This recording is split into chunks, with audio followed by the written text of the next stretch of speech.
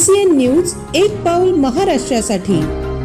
बुलढाण्याच्या मेहकर तालुक्यातील भोसा येथील ग्रामपंचायत सरपंच चित्रलेखा चव्हाण यांचे पती दिनकर चव्हाण यांनी शासकीय जमिनीवर अतिक्रमण करून बांधकाम करून लाखो रुपयांचे भ्रष्टाचार केल्याचा आरोप करत सरपंच चित्रलेखा चव्हाण यांना तत्काळ पदमुक्त करावे यासह इतर मागण्यांसाठी संजय करवते आणि सचिन जाधव या दोघांनी बुलढाणा जिल्हा परिषदेच्या कार्यालयासमोर असलेल्या इमारतीच्या टॉवरवर चढून आंदोलन सुरू केले आहे।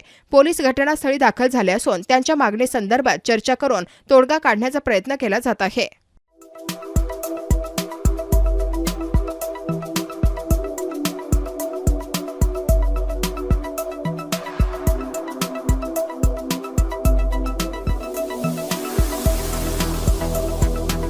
तसेच आपल्या भागातील महत्त्वाच्या बातम्या पाहण्यासाठी CCN न्यूज डेस्क चॅनलला सबस्क्राइब करा आणि बेल आयकॉन प्रेस करा।